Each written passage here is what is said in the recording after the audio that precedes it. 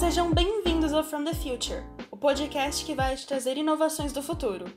Eu sou Bárbara Cristina, locutora deste podcast, e hoje vamos trazer um bate-papo com um convidado especial. A Isabela Abreu, que é nossa CEO da Red Fox, conversou com o Antônio Serrano, que é o fundador e CEO da Juntos Somos Mais, uma joint venture revolucionária entre a Votorantim Cimentos, a Gerdau e a Tigre. Essas três gigantes do mercado da construção civil trouxeram um novo formato de inovação corporativa para o mercado brasileiro. Olá, Antônio. Olá, Isabela, boa noite. Opa, boa noite, tudo bem? Tudo jóia? Tudo bem também. Então, queria agradecer você, Antônio Serrano, por estar aqui com a gente hoje e compartilhar um pouquinho da sua experiência com inovação corporativa na prática. Então, um exemplo vivo, né, de que inovação corporativa pode sim dar muito certo. E aí, queria agradecer hoje a participação do Antônio Serrano. Ele está aqui com a gente hoje e comprova, né, ele é CEO da Juntos Somos Mais, engenheiro, né, e tem um MBA pela Universidade de Chicago, e aí ele vai se apresentar em mais detalhes, contar um pouquinho quem é o Antônio Serrano, como ele chegou até aqui, o que é essa Juntos Somos Mais, que é um grande conglomerado aí de grandes empresas que apostaram de fato na inovação corporativa. Então agora, obrigada, Antônio, novamente. Agora eu deixo o palco com você. Legal, Isabela. Obrigada pelo convite e bem contente de ser o primeiro aí nessa aventura aí, que espero seja uma longa jornada da Red Fox. Contando um pouquinho de mim, rápido, e mais da Juntos Somos Mais, que é o que acho que vai interessar mais ao público.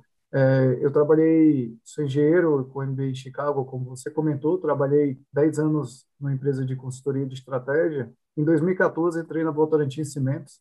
Entrei para montar uma área de precificação e inteligência de mercado. E um dos pontos que eu percebi, quando você entra para fazer inteligência de mercado, uma das primeiras análises que você faz é churn rate, né? O índice de perdas de cliente. Eu vi que assim, isso era relativamente alto e acabei, um pouco pelo meu histórico de bem, tendo trabalhado em programas de fidelidade, trabalhei na época de bem na Múltiplos e outros programas, veio a ideia, junto com meus colegas, de criarmos um programa de fidelidade pensando no varejo de material de construção, ligando aí a indústria, no caso a Votorantim Cimentos, ao varejo de material de construção. A ideia foi aumentar, trabalhar um pouco mais esse relacionamento entre a Votorantim e esses varejistas para a gente, a partir daí, melhorar, reduzir o churn e, ao mesmo tempo, ajudar os varejistas a se desenvolverem. Uma coisa que a gente notou, Isabela, é que existem mais de 100 mil lojas de material de construção do Brasil, e a maior parte delas é formada por pequenos e médios empreendedores. E a gente viu que eles precisavam de algumas ajudas em diversas frentes aqui para conseguirem mais ferramentas de gestão, conseguirem se profissionalizar mais. Então, a gente acabou, a partir daí, criando esse programa de fidelidade, que o intuito dele era ajudar o varejista a trocar os pontos por itens que ajudassem a loja a se desenvolver. O programa foi progredindo, apesar da crise aí que teve em 2015 e 2016. O PIB do Brasil caiu 6, 7% esses 2 anos. Quando a gente olha a construção civil, o PIB caiu 20%, depois caiu mais 10%, então foram anos bem difíceis para a construção civil aqui no Brasil. Mas o programa conseguiu crescer firme e forte aí. A gente conseguiu trazer bastante resultado, foi inovação de bastante sucesso. E quando passou o pior da crise, a gente começou a trazer mais empresas para formar uma coalizão. A Tigre e a Gerdau se interessaram por não apenas participar da coalizão, mas também se tornarem sócias. Então, a gente fez, final de 2018, um pouco mais de 2 anos atrás, uma JV, que é formada, uma joint venture, que é formada por Votorantim Cimentos, Tigre e Gerdau, e que nasceu com o propósito de fortalecer o varejo de material de construção e transformar a vida dos profissionais que constroem sonhos. Então, a gente já tinha essa veia de ajudar o varejista, depois a gente expandiu também o profissional de obra, que no caso são 4,6 milhões no Brasil de autônomos, pedreiro, encanador, pintor, eletricista, e 80% deles nunca fizeram um curso na área que atuam. Então, a gente viu a necessidade de ajudar a transformar essa vida, a vida desses milhões de brasileiros, e estamos aí com a Juntos Somos Mais, há 2 anos e meio, Temos hoje o maior ecossistema do varejo de material de construção. São mais de 90 mil lojas participantes, mais de 500 mil membros.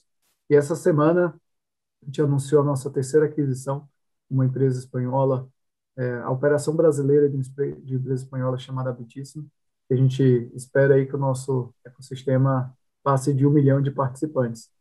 Bacana, excelente. Parabéns pela trajetória. Conta para a gente um pouquinho como foi, de fato, a fundação da Juntos Somos Mais, né? Você mesmo falou que ela nasceu dentro da Votorantim e depois vocês conseguiram, né, trazer e juntar a Tigre e a Gerdau. Como foi esse desafio? Ela nasceu de um problema? Como foi todo esse nascimento da Juntos Somos Mais? Conta para a gente um pouquinho. Legal, e foi bem interessante, Isabela, o nascimento da Juntos, porque quando a gente olha, ela nasceu de um problema que eu estava comentando, o elevado índice de perda de clientes, o elevado churn rate de clientes, e clientes é basicamente as lojas comprando da Votorantim na época. Mas o que foi mais interessante foi que a Votorantim Cimentos já tinha tido um programa de fidelidade no passado. Então, um dos aspectos que eu enfrentei na época era um monte de gente falando, pô, não vai dar certo. A gente já fez e não funcionou, né? Aquele famoso já fizemos e não deu certo. E só que eu tinha também feito tido outras experiências que tinham dado certo, né? E a Múltiplos era um caso muito emblemático na época. E fui atrás, para não repetir os mesmos erros, fui atrás de entender o que aconteceu. Entendi que teve algumas mudanças, alguns pontos no projeto anterior que, de fato, tinham inviabilizado. Mas consciente disso, eu vi que poderíamos fazer diferente, poderíamos fazer melhor. Só que como já tinha uma turma enorme que entendia que não ia dar certo e tal, na hora de fazer o piloto, eu acabei pegando, em vez de fazer, por exemplo, o que é normal em um determinado piloto, você pega uma região e faz nessa região. Eu acabei pegando várias regiões, mas pegando um vendedor, que a gente precisava do vendedor de campo, né? Acabei pegando um vendedor em cada região, mas eram sempre os vendedores muito empolgados. Então, de certa forma, encontrei ali a turma que é mais inovadora dentro da empresa e fizemos com eles o piloto. E o piloto deu super certo e muito rápido. Então, de certa forma, afastei um pouco aquela turma do não, que quer ver para crer, e a gente foi lá e entregou. E até fico feliz porque alguns dessas pessoas, desses vendedores, estão com a gente até hoje. Foram piloto, seguiram como vendedores e quando a gente criou a empresa, eles vieram e se juntaram ao time Juntos Somos Mais. Então, acho que essa foi a primeira dica, de você formar um time de entusiastas, pessoas que gostem do que você está fazendo, que acreditem. É melhor complicar um pouco a dinâmica do piloto e fazendo várias regiões. Você imagina quanto que complicou fazer a comunicação e tudo mais, mas foi melhor ter um time de entusiastas testando a ideia do que um time que a maior parte dele já dizia que já tinha sido feito que não ia dar certo. Um outro desafio que eu vejo muito quando a gente fala em inovação em grandes empresas é você encontrar o caminho do dinheiro, né? Porque uma das coisas que eu mais escuto é falar assim, não, mas eu não tenho verba para isso, eu não tenho orçamento para isso, né? E o que eu vejo é que, obviamente, muitas vezes você não consegue começar grande, mas para projetos pequenos, sempre tem algum caminho, assim. Toda empresa grande tem alguma oportunidade, tem alguma possibilidade. Então, às vezes, é uma verba que não vai ser usada e que você pode realocar para você. Às vezes, é um comitê de CAPEX, OPEX. Às vezes, é um comitê de inovação que tem. Enfim, sempre, às vezes, você faz muito bootstrap mesmo, gastando tão pouco que você consegue, dentro das despesas normais de operação de uma área, incluir essas despesas. Então, acho que tem um outro desafio aqui, que é encontrar o caminho do dinheiro, assim, que eu vejo sempre as pessoas reclamando muito que é difícil, né? E a outra coisa, que é uma dica que parece simples, mas que na prática eu acho que ela é muito pouco usada, é você não criar uma super expectativa em toda a direção da empresa. Então, o que eu vi muitas vezes, alguns projetos, você primeiro aprovava a ideia com o CEO, com os diretores, para depois você implementar. E eu vi esses projetos com muita dificuldade de fazer as famosas pivotagens, os famosos ajustes, porque na prática, a maior parte dos projetos precisa de alguma mudança. Dificilmente o primeiro vai dar certo e vários vão dar errados, né? E quando você já cria uma expectativa lá em cima, você acaba se atendo tanto a esse projeto, se fixando tanto nele, que você fica com pouca flexibilidade depois para poder ajustar, para poder aprimorar. Então, eu acho que comece pequeno, comece com um time de entusiastas ali e faça acontecer. E quando o projeto tiver de um bom tamanho, aí ninguém segura. Não tem, sabe, área nenhuma burocrática dentro da empresa que vai segurar o seu projeto. Então, esse é um pouco aí das dicas e que a gente acabou usando na prática lá e que, olhando para trás, parece ser interessante para replicar em outros projetos inovadores aí. Não, sem dúvida. E o que a gente vê muito, até você comentou, três pontos fundamentais e que são grandes mitos, né, da inovação. Quando a gente leva ou fala sobre inovação, existe esse mito ainda de que inovação é caro, que inovação é difícil, às vezes também que inovação é muito fácil. Então, muitas empresas terminam falhando porque eles acreditam hoje em dia que inovar, isso até falo muito com os nossos clientes, que inovar é você pegar lá, sei lá, X milhões de reais, colocar num andar novo, todo colorido, todo mundo de chinelo e tudo mais, e aí a inovação acontece, né? E aí tem alguns mitos dentro das organizações que a gente vê bastante. O primeiro, sem dúvida, é esse. Eu já tentei fazer e não funcionou. Então, isso é muito natural e encontrar, né, esse caminho, acho que você falou muito bem, é encontrar esse caminho dentro das organizações de que, beleza, tentamos, mas não funcionou, mas por que não funcionou? E como que podemos fazer para funcionar? E conta pra gente um pouquinho mais em detalhes como foi derrubar esse mito na prática, porque a gente sabe, né? A Votorantim é uma empresa de muitos anos, naturalmente, tradicionalmente analógica, né? Então ainda pouco digital. E você chegou lá com uma missão que eu acredito, né, pela sua trajetória, não era nem de trazer a inovação. Então você estava numa área, se eu não me engano, de precificação, você pode me corrigir, e de repente surgiu como uma inovação, você viu uma oportunidade. Como foi esse processo? Você montou lá um business plan, você bateu na porta da diretoria ou você tentou por conta própria ali dentro da sua área? Como que foi esse processo? Legal. Eu acho que um dos pontos que às vezes as pessoas acham que precisam estar na área de inovação para inovar, né? E às vezes é um pouco, eu concordo muito com o que você falou, às vezes as pessoas acham que precisa de um andar colorido e tudo mais para, digamos, para vir a criatividade, né? Eu acho que até ajuda, mas não acho que esse é o principal, né? Acho que um ponto que sempre perguntam é de onde que veio a ideia, né? E acho que a gente contou aqui, tem o case da Juntos Somos Mais de fundo, mas a gente fez várias inovações dentro da Votorantim Cimentos no período que eu tive lá. E acho que as ideias, eles vêm muito de você começar até conversando e observando seus próprios clientes.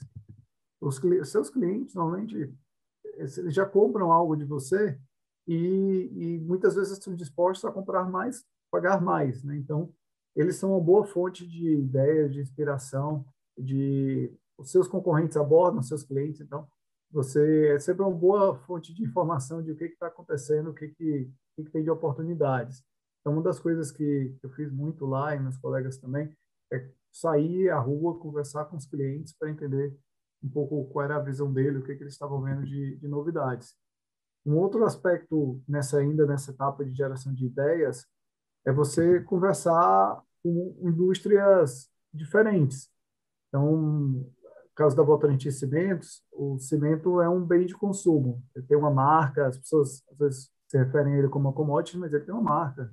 As lojas, os profissionais de obra pagam um preço adicional, um premium price adicional. Então, conversava muito com empresas tipo Procter Gamble, Unilever e outras empresas que eram referência em bens de consumo. Mas eu acho que uma das principais fontes que vem de informação, de ideias, é você estar muito em contato com startups.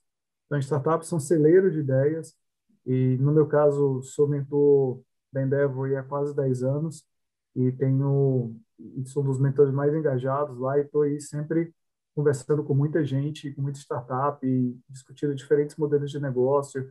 Os fornecedores também, muitas dessas startups tentavam, na época que eu estava lá no Votorantim, serem fornecedores da Votorantim Cimentos.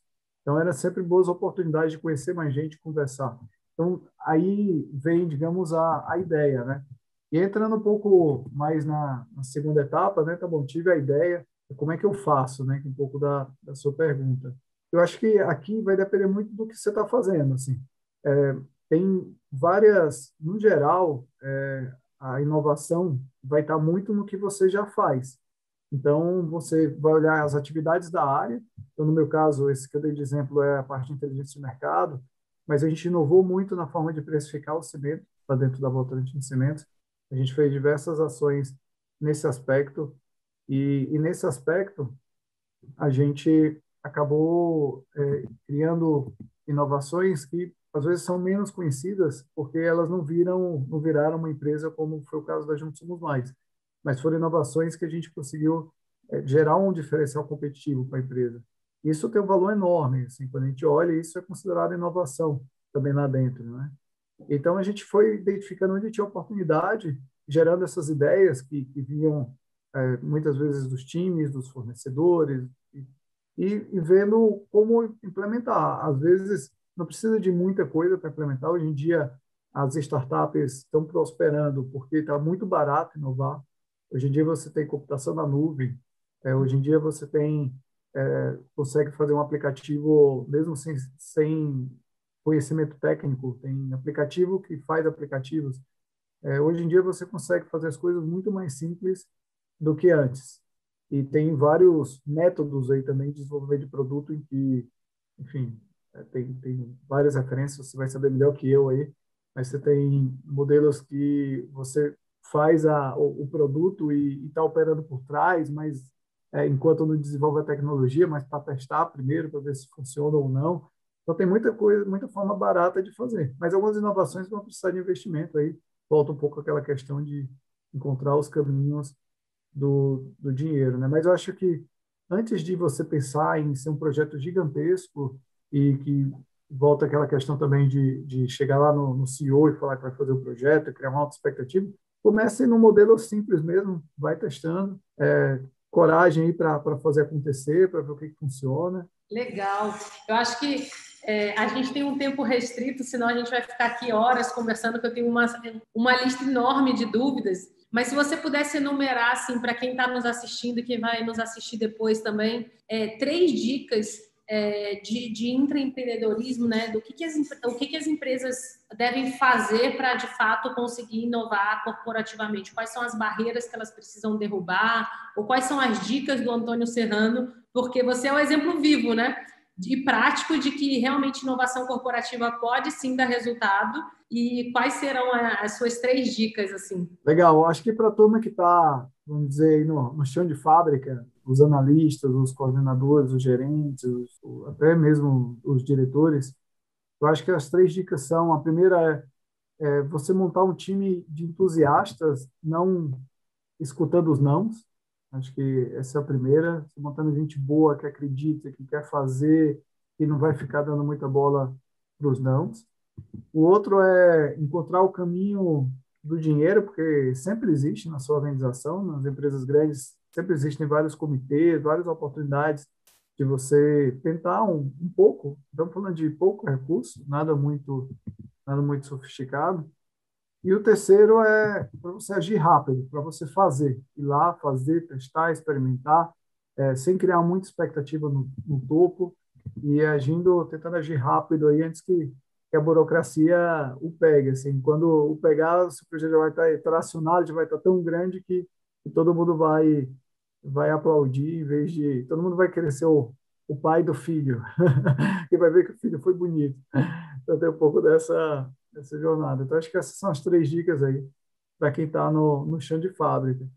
Para os CEOs, acho que a conversa é um pouco diferente. Acho que tem que pensar muito na estratégia, entender quais são os diferenciais competitivos da empresa e, a partir daí, identificar, priorizar quais são as ações que podem mudar o ponteiro da empresa hoje e no futuro, né? Essas do futuro são sempre as mais difíceis, mas eu sou conselheiro de 3 empresas, a gente sempre consegue identificar algumas apostas aí. E a recomendação que eu dou nas empresas que eu sou conselheiro é 70% do que você está investindo é para melhorar o seu core business, 20% são adjacências ao seu core, são apostas, digamos, de risco médio, e 10% são coisas que quase que ciência básica, assim, que você vai testar. Se der certo, vai dar muito certo, mas a probabilidade de dar certo é muito baixa. Então, é pouco recurso, mas sempre vale ter um pouquinho de coragem aí e fazer esses testes meio em ciência básica, porque algo bom, grande, pode surgir. Vamos encerrar por aqui. Agradeço de novo a sua disponibilidade e é um prazer ter com a gente aqui um exemplo vivo realmente de inovação corporativa na prática. Legal, Isabela. Muito obrigado pelo convite. Muito feliz em ser o primeiro aí dessa série que aposto que vai ser um sucesso.